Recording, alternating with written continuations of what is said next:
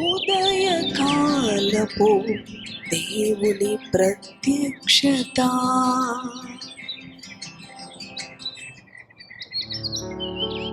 ప్రభునందు ప్రియ దేవుని బిడ్డలారా, ప్రభు నామమున మీ అందరికీ నా హృదయపూర్వక వందనాలు. మరి ఒక ఉదయకాలం దేవుని యొక్క ప్రత్యక్షపు వాక్కు మనకు అనుగ్రహించబడినది.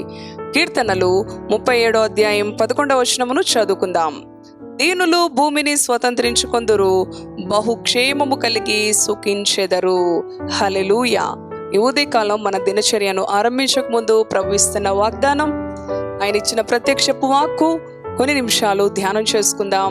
ప్రియ సహోదరి సహోదరుడా, ఆయన అంటున్నాడు, దీనులు భూమిని స్వతంత్రించుకుందరు, బహుక్షేమము కలిగి సుఖించెదరు.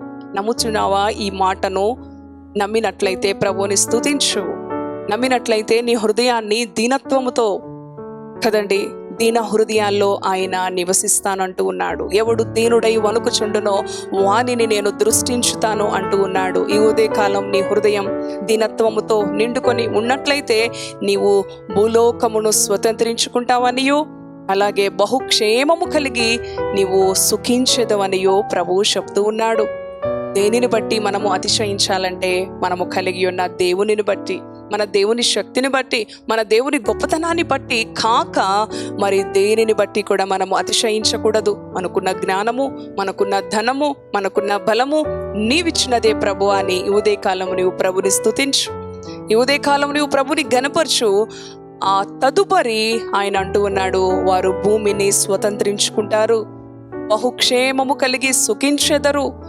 అవును ప్రియ దేవుని బిడలారా, ఇటువంటి ఆశీర్వాదాలని సొంతం చేసుకోవటం మరి దీన హృదయం కలిగి ఉండలేకపోవటం వలన మనము పోగొట్టుకుంటూ ఉన్నామేమో. మరి ఒక ఉదయకాలం ఆయన మనతో మాట్లాడుతూ ఉన్నాడు. అవును ప్రభువా, నాకు దీనత్వం అనే వస్త్రము, దీనత్వం అనే హృదయము అనుగ్రహించు ప్రభువా. ఏ విషయంలో కూడా నేను ప్రభువా అతిశయించకుండా నిన్ను బట్టి, నా దేవుని బట్టి అతిశయించువాడు.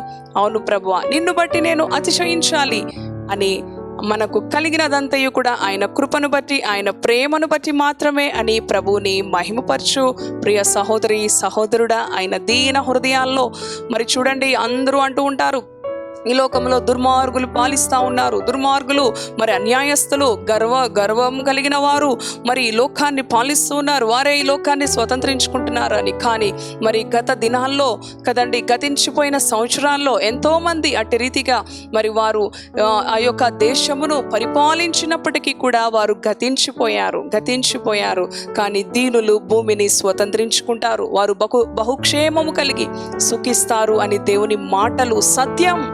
అవి జీవముతో కూడిన మాటలు. అవును ప్రియ దేవుని బిడలారా, ఆయన దీనుల పక్షమున గొప్ప కార్యాలను చేసే దేవుడు, దీనుల పక్షమున విజయం ఇచ్చే దేవుడు. ఈ ఉదయకాలం నీ పరిస్థితి, నీ కుటుంబంలో ఏ విధముగా ఉన్నప్పటికీ, ఏ పరిస్థితిని బట్టి నీవు పయనిస్తున్నప్పటికీ, ఏ పరిస్థితిని బట్టి నీవు మరి శ్రమకు, వేదనకు అప్పగించబడినప్పటికీ దీనత్వముతో నీ హృదయము ఉన్నట్లయితే ఆయన ఈ భూమిని వారు స్వతంత్రించుకుంటారు అన్న వాగ్దానం నీ సొంతమవుతుంది. బహుక్షేమము కలిగి వారు సుఖించెదరు అన్న ఆశీర్వచనం నీ సొంతమవుతుంది. ప్రియ సహోదరి సహోదరుడా, అటు రీతిగా దీన మనసు కలిగి, దీన హృదయాలలో మరి ఆయన దృష్టి మనపైన ఉండాలి అనంటే, ఆయన ఆశీర్వాదం మనపైన ఉండాలి అనంటే, దీన హృదయం కలిగి ఉదయకాలం ప్రభువులో మరి మనము కనపరుచుకుందామా? మరి చూడండి, గత దినమున ఆయన మన కొరకు శ్రమపడిన ఆ శ్రమ కలిగిన అనుభవాన్ని, ఆయన మన పట్ల చూపిన ప్రేమను, త్యాగమును స్మరించుకున్నాం. తదుపరి మనము కూడా మన తండ్రి వలె దీనులుగా మారాలి, మన తండ్రి వలె ప్రేమ చూపాలి, మన తండ్రి వలె క్షమించాలి. మన తండ్రి ఏ విధంగా మనకి సమస్తాన్ని మాదిరి ఉంచి వెళ్ళినాడో అటు రీతిగా మనము కూడా మాదిరి కలిగి ఈ లోకములో ఉన్నప్పుడు దీనులు ఈ లోకమును స్వతంత్రించుకుంటారు, వారు బహుక్షేమము కలిగి సుఖించెదరు అన్న వాగ్దానం నీ జీవితంలో పరిపూర్ణమవుతుంది. అది కాకుండా నీ దేవునికి విరుద్ధంగా నీవు ప్రవర్తించినట్లయితే, దేవుని ఆజ్ఞను నీవు మీరినట్లయితే, ప్రియ సహోదరి, మనకి విడుదల దొరకదు, మనకి విమోచన దొరకదు. కాబట్టి దేవుని వాక్యానికి లోబడదాం, దేవుని వాక్యానికి విధేయత చూపుదాం.